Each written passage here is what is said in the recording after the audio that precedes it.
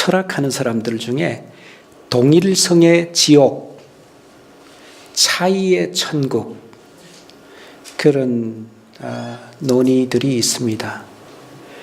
동일하다 혹은 동일해야 한다 라고 하는 그런 요구가 있는 사회에서 사람들은 자기 자신의 인생의 주인이 될 수가 없고 결국 그 동일성의 노예가 되어서 살아갈 수밖에 없다.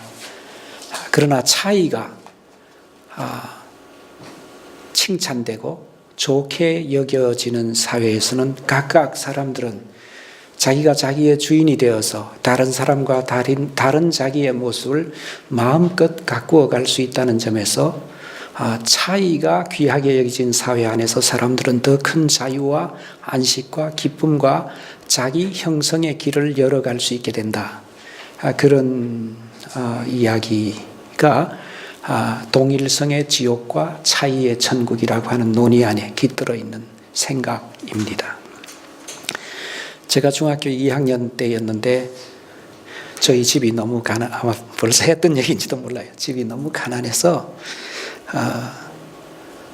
여름 학기가 오면 그 하얀 웃도리 교복으로 이렇게 갈아입는 계절이 오는데 미처 하복을 준비하지 못해서 온 학생들이 하복을 입고 학교 등교한 날에 저 혼자 까만 동복을 입고 학교를 갔습니다. 그날 제 마음속에 깃드는 우울과 비참과 슬픔이 얼마나 깊었던지 그걸 그때의 기억이 참 잘 사라지지 않아요.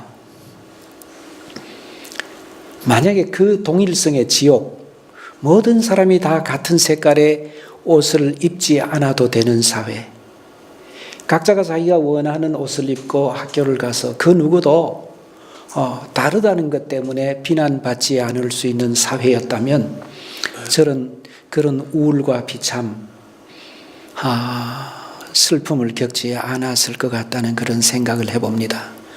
그래서 우리가 사는 사회 안에 차이를 귀하게 여길 줄 알고 동일성에 의해서 사람들을 억압하는 그런 힘들이 더 커질수록 그 사회가 과연 사람들을 행복하게 하는 사회인가?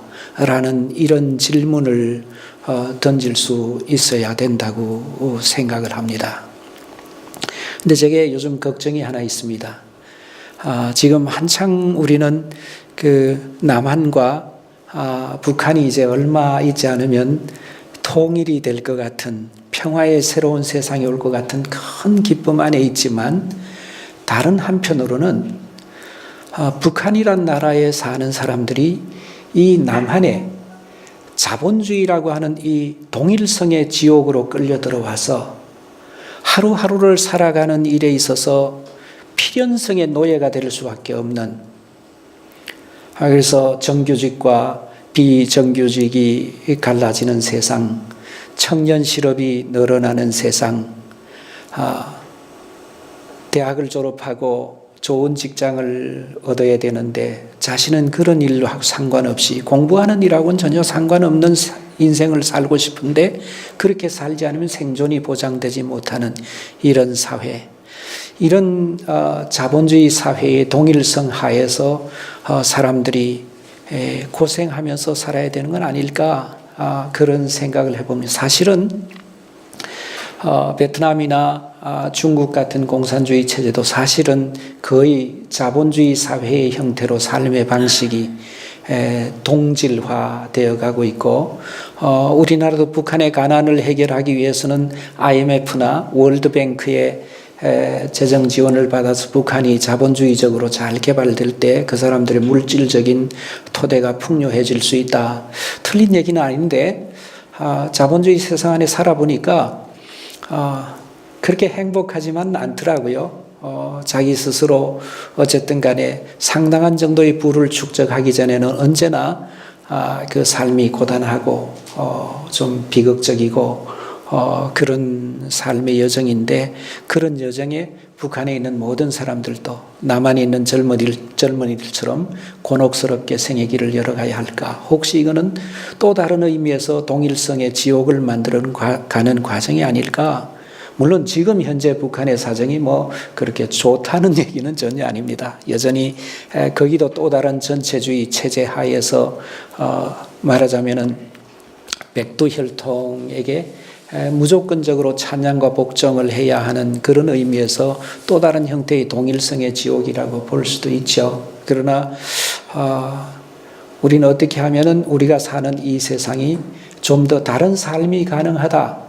특별히 경제에 있어조차도 좀 다른 어떤 경제적인 어떤 틀, 자본주의하고 좀 다른 틀, 이런 것도 가능해야 사람들이 자본주의에 대한 대안도 있어야 사람들이 자신의 선택지가 넓어지는 거 아니냐.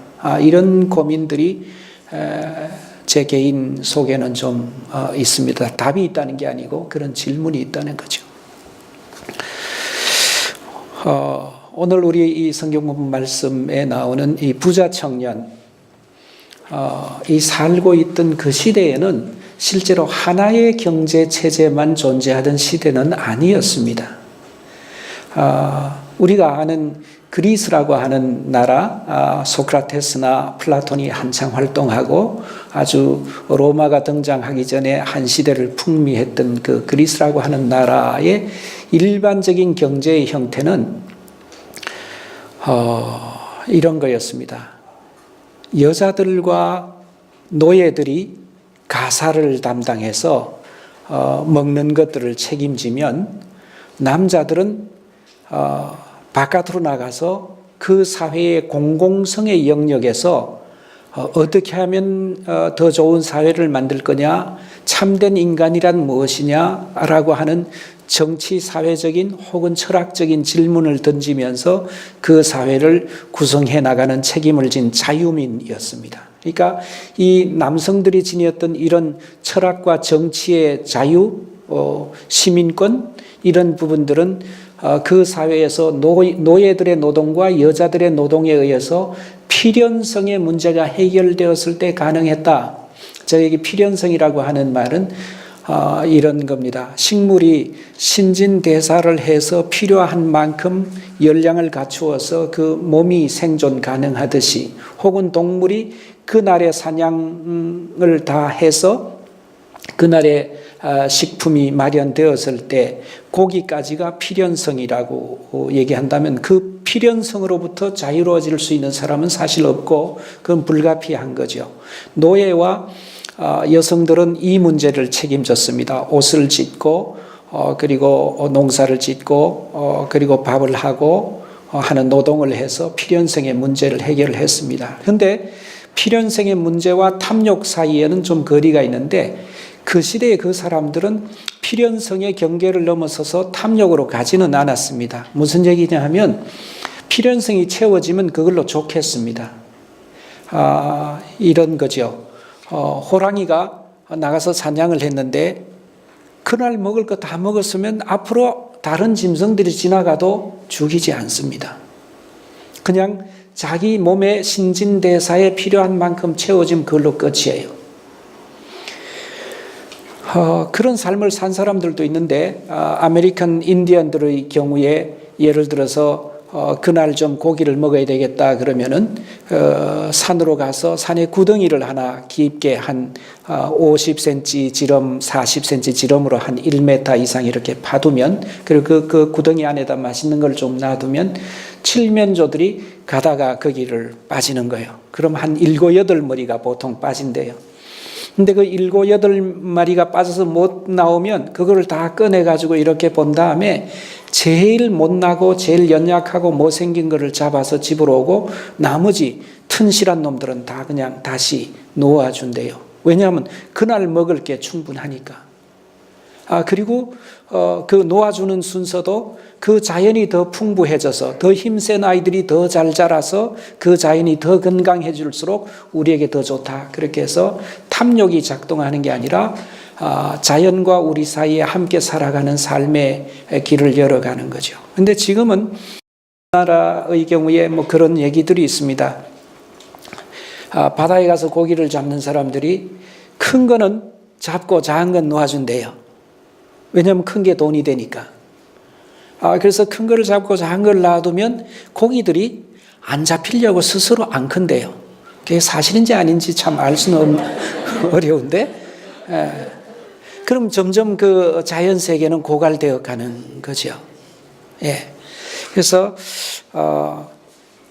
이런 그 탐욕의 경계로 넘어가지 않는 필연성의 세계를 갖고 있는 게 그리스의 경제여서, 실제로 그리스의 경제는 자본주의화되지 않았어요. 자본주의적으로 자본 축적에 의해서 더 많은 부를 축적하는 그런 경로가 발생하지 않았다고 그렇게 말을 합니다. 그러니까 사람들은 하루 먹고 그저 자기들 먹을 거 있으면 거기에서 멈추고 그 다음에 자유민으로 살아가는 그런 삶의 길을 걸었는데, 다만 여성과 노예의 희생의 대가로 남성들만 자유민이 될 수 있었고 필연성의 노예로부터 벗어날 수 있었죠. 여성들은 필연성의 세계에서 신진대사를 위한 노동으로 살 수밖에 없었다는 점에서 한계가 있었던 그런 경제체제였습니다. 그러나 그런 경제체제가 사실 사람들이 살아가는 국가 구성층위에서 상당히 일반적인 그런 구성층이었기 때문에 요즘 우리가 사는 삶의 방식은 굉장히 다른 거죠.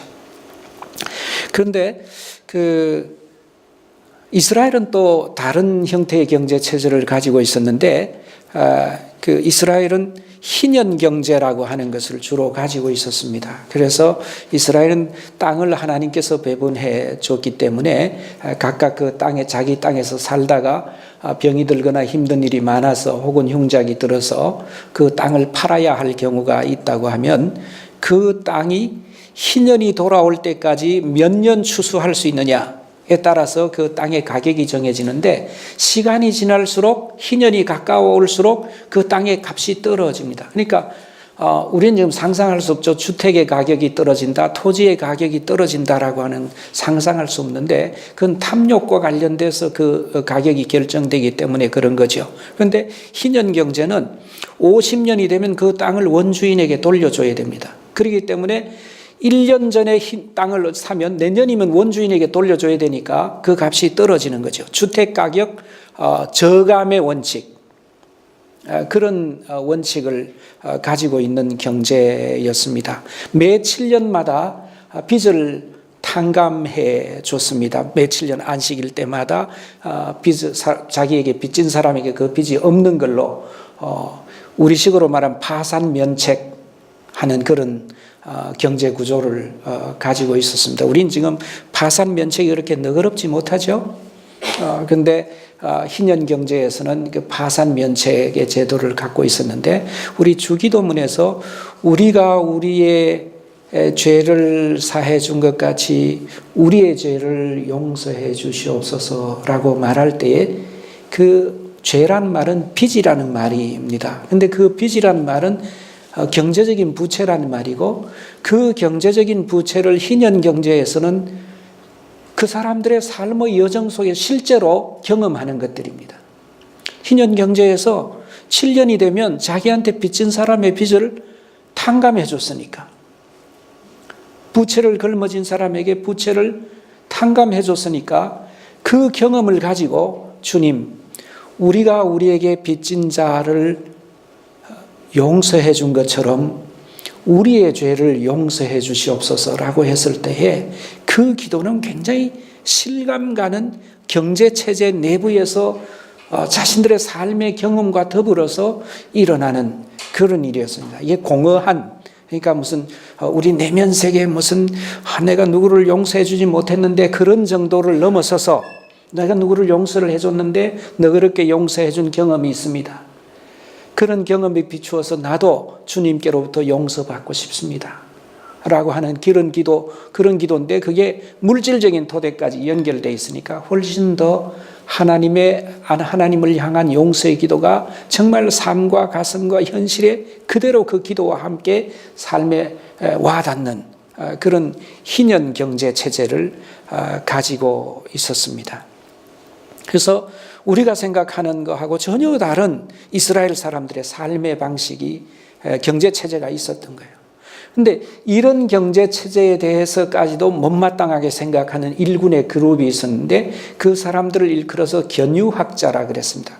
이 견유학자라고 이름하니까 뭐 대단하게 보이는데 이 사람들은 대체로 철학자로 우리가 이름할 수 있는 사람들인데 경제적인 삶의 방식을 전혀 다르게 선택한 사람들인데요. 대표적인 사람이 디오게네스라는 사람이죠.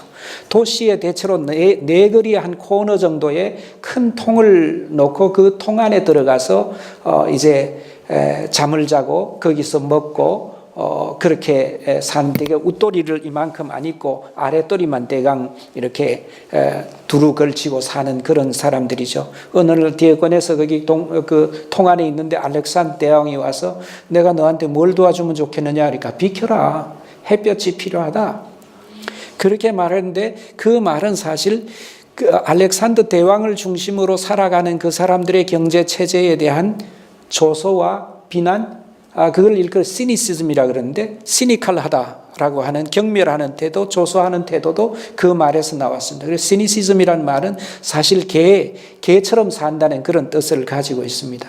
그 시니시즘을 따르는 사람들이 어느 날 유명한 지도자 중에 한 사람이 통 안에서 이렇게 바라보고 있는데 어떤 개가 이제 냇가에서 물을 먹는 걸 봤습니다. 근데 바가지를 안 쓰는 거예요. 그래서 이제 우리가 적어도 이렇게 개처럼 산다, 자연으로 돌아가 산다 했는데 바가지를 쓸 수 있느냐. 그래서 어떤 위대한 시니시즘 철학자는 그날부터 바가지를 버렸다. 그런 그냥 손으로 물을 떠먹고 살았다. 그런 얘기가 있습니다. 그런데 문제는 이 시니시즘이 그리스에서 일어났지만 상당히 크게 흥왕한 도시가 하나 있는데 그 도시가 가다라라고 하는 요단강 건너편에 있는 도시였습니다. 요단강 건너편에는 10개의 큰 도시가 있었는데 그 도시를 일컬어서 데가폴리 지방이라고 그러는데 데카라고 하는 열이란 말이고 폴리라고 하는 폴리스라고 하는 도시를 말하는 겁니다. 그래서 데가폴리스 지방의 10도시 중에 한 도시 이름이 가다라입니다. 이 가다라는 이 가버나움에서 배를 타고 남동쪽으로 내려가서 이제 가서 배를 타면 그리고 걸어서는 하루길 정도 되는 아마 그런 거리에 가다라가 있고 이 가다라에서 한참 더 들어가야 거라사가 있습니다. 그래서 예수님은 이 거라사 지방을 오고 가고 할 때 가다라 지방을 항상 지나가게 돼 있습니다. 어떤 때는 가다라 지방으로 가시니 그런 본문 말씀도 자세히 보시면 나옵니다. 근데 이 가다라 지방의 도시에 말하자면 큰 도시는 아니지만 도시에 이렇게 네거리 같은데 이 통에 들어가 사는 이 그 견유 학파에 속한 사람들이 많이 있었습니다. 그리고 이 견유 학파에 속한 사람이 사실 그 당시에 예수님이 사시던 그 당시에 사람들이 다 아는 얘기예요. 우리는 지금 말로 하지만 그 사람 실제로 늘 그런 사람들을 보고 그렇게 사는 사람들의 가르침을 귀하게 여기기도 하고 초대교회 많은 사람들이 견유학파의 가르침을 굉장히 중요하게 생각을 했습니다. 견유학파가 냉소주의를 하는 것과 그리고 견유학파가 사실은 심하게 무례하고 도덕성이 모자라는 방식으로 좀 살았습니다. 좀 다른 면에서 그러니까 기존하는 체제를 냉소하고 사람들을 우습게 여기고 그리고 맨손으로 물 먹는 걸 훨씬 더 자존감 있게 생각하고 그릇을 가지고 물 먹거나 이런 좋은 물질적인 토대를 가지고 사는 인간에 대한 경멸의 의식이 좀 있었기 때문에 심지어는 통 안에서 사람들이 보는 데서도 섹스를 하고 그래서 아주 그 사람들이 무례한 인간들이라고 하는 그런 의식도 동시에 있었고 그거를 초대교회에서는 문제를 삼았습니다. 이런 시니시즘이나 아니면 무례한 삶의 태도나 이런 거는 주님께서 가르친 삶에 어울리지 않는다. 그래서 어거스틴 같은 사람도 그런 부분에 대해서 굉장히 기독교인의 어떤 겸손하고 아름다운 덕성하고 맞지 않는다라고 하는 그런 점들을 지적하곤 그랬죠. 근데 다른 한편으로는 예수님이 종종 견유 학파에 속한 사람처럼 외모를 묘사하는 조각품들이 굉장히 많이 나옵니다. 예수님 어깨가 이렇게 노출된 채로 옷만 두르고 다니시는 그런 예수님의 그림이 많이 있는데, 실제로 예수님은 견유학파들하고도 상당히 그 감동을 받고 친하게 지내고 그런 점들이 없지 않았을 거다라고 보는 것이, 견유학파는 아니지만 그런 점들을 지적을 하는 학자들도 많이 있습니다. 주님께서 이런 말씀을 하셨죠.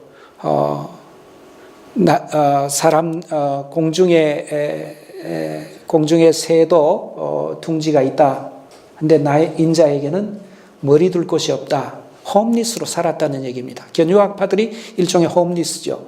그런데 예수님도 사실은 홈리스로 사셨다는, 와보라 그랬는데 거기 가본 데가 어디겠습니까? 홈리스인데, 머리 둘 곳이 없는데, 그런 점에서는 거의 견유학파가 통안에 사는 것처럼 그렇게 거리에서 사셨던 그런 삶의 경향성을 주님께서 어느 정도 갖고 계셨다는 것을 알 수도 있고, 그리고 견유학파들은 먹을 거를 걱정 안 하고 그저 하루하루 먹을 걸 가지고 겨우겨우 살고 그랬는데, 주님께서도 공중에 나는 새를 보라, 들의 백합화를 보라, 농사도 안 짓고 일도 안 하는데 하늘아버지께서 그들을 먹이지 않느냐, 이렇게 말씀하시면서 너희는 먼저 그의 나라와 그의 의를 구하라, 이렇게 하실 때에도 그런 구체적인 삶의 실천적인 현실하고 관련이 있었다. 다른 형태의 경제 생활을 하셨다는 거죠. 우리하고 지금 다른 형태의 경제 생활을 하니까 다른 형태의 영성, 이런 것들이 가능해 보이는 그런 지점들이 사실 있었던 거죠. 제자들을 파송하실 때도 주님께서 지팡이 하나는 들고 가지만, 신발은 신고 가지만 전대에 돈을 넣어 가거나 짐을 지고 가거나 그러지 말고, 방문하는 그 집에서 먹는 거 주고 그렇게 지내라. 그리고 자주 이 집에서 저 집으로 옮겨 다니지 말라 그랬는데, 더 좋은 집으로 옮겨 가지 말라는 거죠. 간 그 집에서 그냥 살고 그 집에서 평화를 빌어라. 그렇게 말씀하실 때에도 일종의 견유학파들이 사는 삶하고 똑같은 건 아니에요. 그런데 유사한 그런 유사성이 있었다고 그렇게 보는데요, 생활에서. 그러나 주님께서는 분명한 것은 그 희년 경제의 극빈의 어떤 그런 상황 속으로 들어가 계셨다고 볼 수 있는 것이고, 그 희년 경제 자체는 우리가 이해하는 대로는 하나님 나라입니다. 하나님의 이 세상에 대한 임재의 결과로 우리는 용서하고 용납하고 사랑하고, 그리고 사람들이 곤경에 처했을 때 재평등의 시간들을 지속해가는 그런 방식으로 사람들이 경제에 의해서 차별받거나 경제에 의해서 곤경에 과도하게 내몰리지 않는 그런 사회적 구성 자체를 귀하게 생각했던 그런 희년 경제 시대에 살으셨고, 주님께서 그 처음 누가복음 4장에 말씀하시를 내가 온 것은 가난한 자에게 복음을 이라고 하는 말 자체가 희년 경제의 완전한 실현, 이런 부분들하고도 굉장히 긴밀하게 연관되어 있는 말씀이죠. 제가 이렇게 말씀드리니까 그러면은 고대 그리스 사람들이 필연성의 노예가 되지 않고 살아가는 삶의 방식이 있었고, 그 다음에 희년 경제의 방식이 있었고, 그 다음 견유학파의 경제의 방식이 있었구나 그러는데, 그것만은 아니에요. 우리가 지금 살아가는 이 삶하고 매우 유사한 삶의 방식이 있었는데, 그거는 주로 황제나 왕족이나 사두개인들이나 혹은 그 자유민들 중에도 권력을 탐하는 자유민들이나 이런 사람들은 요즘 우리가 말하는 그 자본주의적인 경제 체제를 체화시켜서 사는 그런 사람들이 있었습니다. 이런 사람들은 필연성이 충족되었을 때에 거기서 멈추지 않고 자기의 탐욕을 추구해서 더 많은 부를 축적하고, 더 많은 부를 축적하는 과정 속에서 그 사회의 지배력을 획득하고자 했던 장군들과 군인들과 대제사장들과 그리고 총독들과 그리고 소수의, 우리로 말하면 아주 소수의 자본가 계급들이 있었는데, 이 계급들은 우리처럼 지금은 자본가들에 대한 존중이 굉장히 큰 퍼센테이지를 차지하는 데 반해서 그 시대에는 자본 축적의 방식, 필연성의 경계를 넘어서 자본을 과도하게 축적하는 사람들이 그렇게 존경받지는 못했습니다. 예를 들어서 어떤 사람이 그리스 경제 체제에서 어떤 노예가 자기가 뭐랄까요, 공작 예술이, 공작 무슨 뭘 만들고 해서 돈을 벌어가지고 자유민이 되려고 하면, 자유민이 되려고 하는 순간에 집에 있는 그 부를 축적하던 공작 수단 같은 거를 다 폐기 처분해야 자유민이 될 수 있었습니다. 다시 말하면 자유민이 된다는 것은 더 이상 필요성의 경계를 넘어선 부의 축적의 경로를 자기가 내려놔야 자유민으로서 존경받고 함께 살아갈 수 있는 그런 거였기 때문에, 우리 시대는 사실 경제적으로 더 부유할수록 이상하게도 더 많은 존경과 더 많은 사회적인 지위와 명예를 획득하는 약간의 자본주의적인 경제체제의 중심인데, 그 시대에 그런 게 없지 않았다. 근데 그런 것이 없지 않았던 사람 중에 한 사람이 오늘 예수님을 찾아온 이 사람 높은 관직에도 있었고 엄청난 부자였습니다. 높은 관직에 있고 부를 많이 축적한 사람의 경우에 고민이 있어야 돼. 사람이면 고민이 있어야 되잖아요. 그죠? 그 고민이 인생의 의미가 뭐냐? 난 행복하지 않구나. 이런 방식으로 부를 축적해 하는 게 과연 인생의 궁극적인 의미가 될 수 있는가? 그런 그 고민이 있었다는 거예요. 이 사람이. 그래서 예수님을 찾아와서 참된 삶의 길이 뭡니까? 진정한 행복은 어디에서 오는 겁니까? 이 궁극적인 가치는 어디 있습니까? 라는 그런 번민을 가지고 주님 앞에 나왔어요.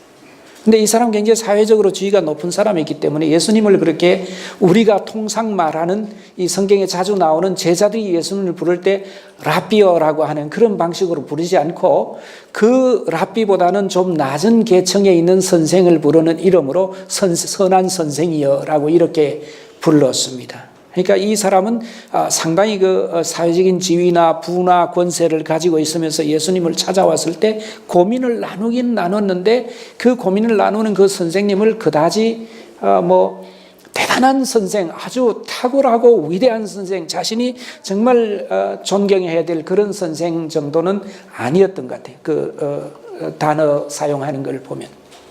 그러나 이 사람에게 고민이 있었어요. 실제로 참된 삶의 길이 뭐냐? 진정한 행복은 뭐냐? 하나님 보시기에 가장 아름다운 삶의 구성 방식은 뭐냐? 이런 질문을 가지고 왔죠. 그랬을 때 주님께서 이 사람을 바라볼 때 사랑의 눈빛으로, 독일 성경은 in voller Liebe라고 그랬습니다. 아주 주님 마음속에 갑자기 사랑이 가득해지신 거예요. 사랑이 가득한 마음을 가지고 그 사람을 바라봤습니다. 연민과 이 사람의 번민에 대한 어떤, 이 고민을 하는구나. 생의 의미가 뭔지를 묻는구나. 진정한 행복의 길이 뭔지, 궁극적인 삶의 가치가 뭔지 질문을 하는구나. 그런 질문을 우리나라에 살고 있는 굉장히 형편 좋은 사람들이 다 좀 하면 어떻게 될 것 같아요? 그런 질문을 가진다는 건 굉장한 겁니다. 그런 질문을 가진다라고 하는 것 자체가 감동을 주는 일이에요. 그래서 이 주님께서 감동을 받으셔가지고 아주 극하고 참 귀한 그런 눈빛을 주면서 주님께서 이 사람에게 말했죠. 내 가진 것을 다 팔아 가난한 사람들에게 나누어 주라. 그러면 너에게 하늘의 보화가 있으리라 그랬는데, 잃어버릴 수 없는, 네가 결코 상실할 수 없는, 놓치지 않게 되는 그런 하나님 안에 있는 그런 부요가 너의 삶을 가득 채울 것이다. 그렇게 말씀을 하셨어요. 그렇게 행복한 가운데에서 나를 좇아라 그랬습니다. 우리가 이 말씀을 좀 볼 필요가 있는데, 주님을 좇으면 우리에게 부요가 있을 것이라고, 이렇게 하늘의 부요가 있고 구원이 있을 거라고 그렇게 우리가 보통 생각하기 좋은데, 주님께서 여기서 말씀하셨습니다. 네 경제적인 삶의 구조를 바꾸면, 경제적 삶의 그 구성을 재구성해내면, 그 재구성하는 그 과정 안에서 하나님이 같이 해주시고 하나님께서 네 마음속에 진정한 생의 의미를 깨우쳐 주실 것이다 라고 그렇게 대답을 하셨죠. 그런데 우리가 사실은 종종 문턱에서 돌아서잖아요. 우리가 고민을 많이 하지만 결국 안 되겠어 하고 자기의 급진적인 변화 그 앞에서 발길을 돌립니다. 그런데 급진적인 변화를 통해서 자신에게 잃을 것이 더 많은 사람일수록 더 발길을 돌리죠. 그런 점에서 이 젊은 청년이 아마 나라도 그러지 않았을까. 어떻게 내 그 많은 재산을 다 팔고 이제 그 눈에 보이지 않는 하나님 나라의 진정한 부요 생의 의미를 움켜잡고 또 그렇게 빈자가 되어서 예수님이 홈리스 사는 것처럼 자기도 예수님이 살아가는 그런 삶의 길을 같이 걸어갈 수 있을까? 아마 굉장한 의혹이 들어와서 이 사람이 걸음을 돌렸습니다. 그런데 걸음을 돌릴 때 저는 이런 생각을 해봐요. 이 사람이 걸음을 돌릴 때 주님께서 자기를 바라보셨던 그 눈빛 가지고 돌아가지 않았을까? 주님께서 사랑스러워하는 눈빛, 그 전인격적으로 그 사람을 긍정해 주었던 그 번민하던 자기를, 흔들리던 자기를 바라보시던 그 주님의 그 사랑의 눈빛, 그 긍정의 마음, 그걸 아마 같이 가지고 돌아갔을 것 같아요. 그래서 그것 때문에 이 사람이 다시 고민했을 수도 있습니다. 고민하는 일, 고민할수록 더 좋은 거예요. 번민하는 일, 번민할 만합니다. 주님 앞에서. 주님 앞에서 우리가 번민하는 존재가 될 때 주님의 사랑을 받는 거예요.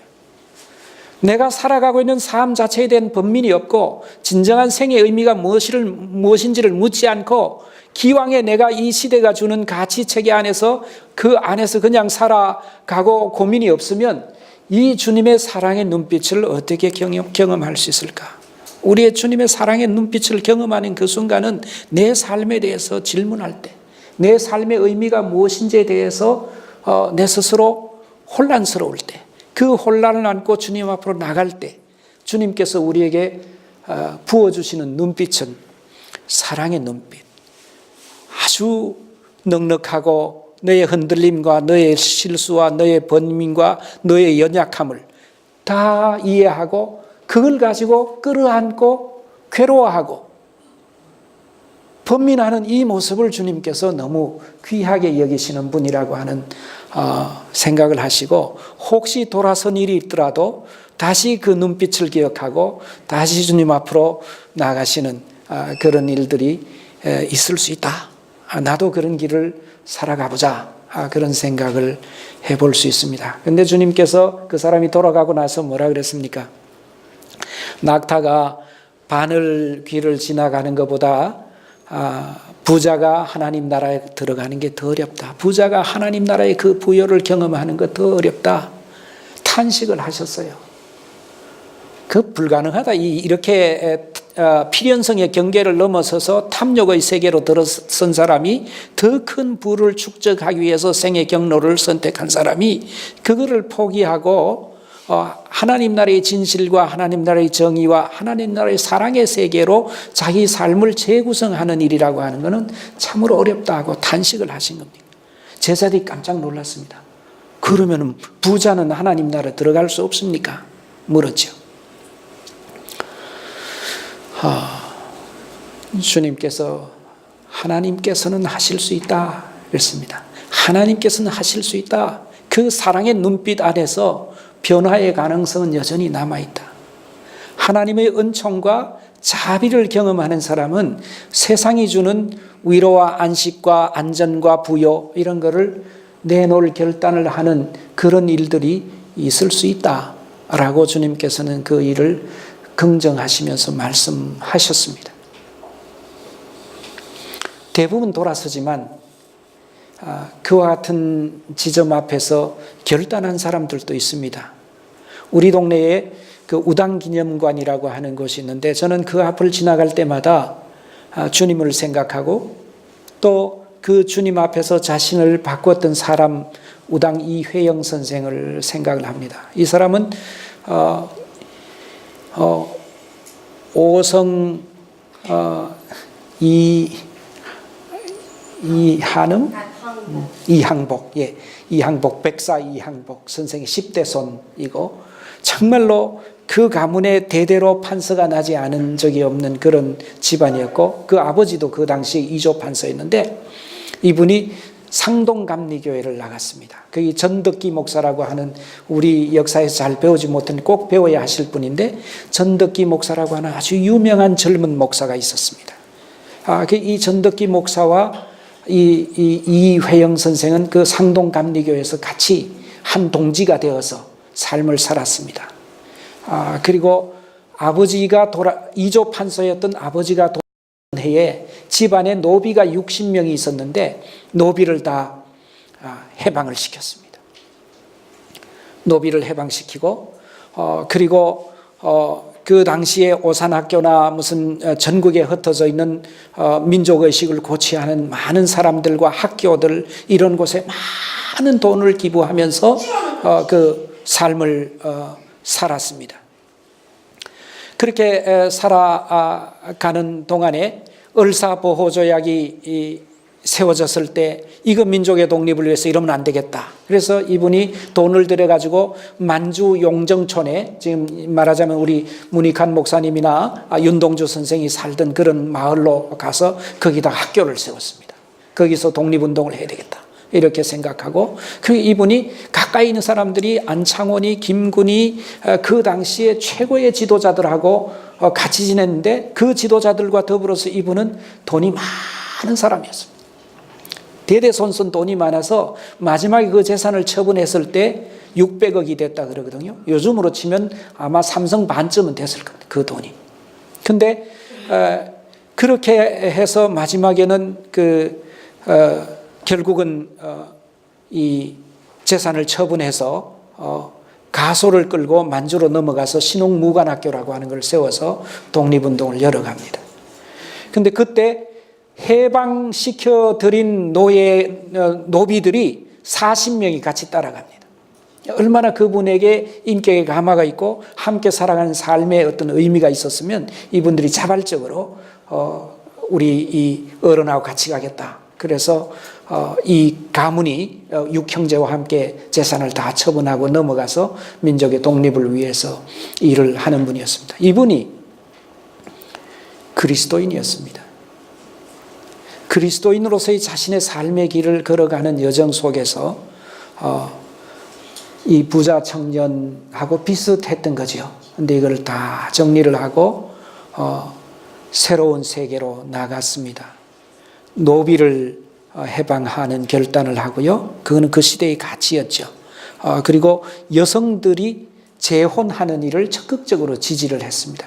그 시대에 여성이 개가하고 재혼하는 일을 엄청나게 앞장서서 지지해주는 그런 일을 했으니까 그 시대의 관념체계 전체를 뒤집어내는 그런 방식으로 삶을 사셨죠. 일제에 저항하면서 독립협회나 만민공동회나 이런 것들을 위해서 일제의 거대한 힘 앞에서 그게 진실의 길이 아니라고 하는 것을 드러내면서 자신의 삶을 바쳐가고 재산을 들여서 오산학교를 비롯한 전국에 흩어져 있는 민족학교들을 다 지원을 하고, 그렇게 하면서 마지막에는 이제 만주로 넘어가서 그 생명을 바치는 그날까지 민족의 독립을 위해서 일했는데, 그 민족의 독립이라는 게 결국은 이 기존하는 체제의 억압성, 이 옳지 않다라고 하는 것을 드러내는 그런 작업이었기 때문에 나중에는 중국에 있는 사람들과 일본에 있는 사람들까지도 일본 군국주의에 대해서 저항하는 사람들과 연대를 해서 함께 이 세상을 이런 폭력적 방식으로 지배하는 이런 권력에 대해서 저항함으로써 새로운 사회를 가꿔내야 된다는 의지를 가지고 생의 길을 걸어갔던 사람입니다. 우리가 이 부자가 자기 재산을 다 처분하고 혹은 자기의 경제 생활의 방식을 재구성하는 일에 많은 어려움이 있다는 건 알지만, 하나님의 시선 아래에서 하나님이 하시면 하실 수 있다라고 하는 이런 주님의 말씀 안에 우리에게 한 가닥 희망이 있는 것입니다. 저는 요즘 이런 생각을 하면서 지내봅니다. 과연 우리 사회가 살아가고 있는 참 신자유주의의 자본주의 체제 하에서 우리가 이렇게 필연성의 노예로 살아야 하는 것인가? 그냥 먹을 거 있는 정도를 넘어서서 전체 인생이 다 먹고 사는 일에, 더 많은 부를 축적하는 일에 이렇게 인간을 내 존재를 다 이렇게 바치는 게 과연 우리가 살아가야 할 길인가? 너무 사치한 얘기라고 생각하시는 분들이 있을 것 같아요. 저 목사님 한가한 말씀하시는구나, 그런 생각을 하실 수도 있지만 질문은 할 수 있다. 그래서 먹을 것과 입을 것이 있는 정도면 거기서 멈추고 내가 무슨 인생을 어떻게 살아야 될 건가? 라는 질문. 그런 질문 안에 있는 주님의 그윽한 눈빛, 그 눈빛 안에서 나의 경제적인 삶의 어떤 그 삶을 재구성해서, 히랍 사람들도 사실은 물론 여성과 노예의 어떤 그 희생에 기초했지만 공공성을 위해서 남자들은 자유민으로서 살았거든요. 그럼 우리가 이 필연성의 노예가 되어서 결국 공공성을 외면하고 자신의 삶의 세계만을 추구하고 탐욕의 노예가 되어서 일생을 허비할 거냐? 아니면은 어느 지점에서 나에게 주어진 어떤 복락의 세계 안에서 일단 멈추고 공공성, 다른 말로 하면 하나님 나라죠. 이 하나님 나라의 진실과 정의와 따뜻함을 위해서 나는 어떻게 살 건가? 라고 하는 이런 질문이 있어야 되지 않겠느냐? 그런 생각을 저는 하면서 살고 있습니다. 요새 참 우리 마음을 아프게 하는 일들이 있죠. 교회의 장로님이 감옥에 계시고, 교회의 목사님이 그 방송에 의해서, 방송이라는 거울을 통해서 어떤 탐욕의 세계에 빠져 있는지, 이런 부분들을 우리가 사실 좀 보고 있습니다. 이게 오늘 한국 기독교의 현주소이다. 우리도 그 가운데 있다. 그럼 오늘 우리는 이 부자 청년에 관한 이야기를 그분들을 생각하면서 나를 생각하는, 왜 돌아서지 못했을까? 주님의 그 그윽한 눈빛에 대한 깊은 경험이 더 풍부해질수록 더 쉽게 돌아설 수 있지 않았을까? 어디서 잘못되었을까? 이런 질문을 우리에게 던지는 그런 시간이 됐으면 좋겠습니다.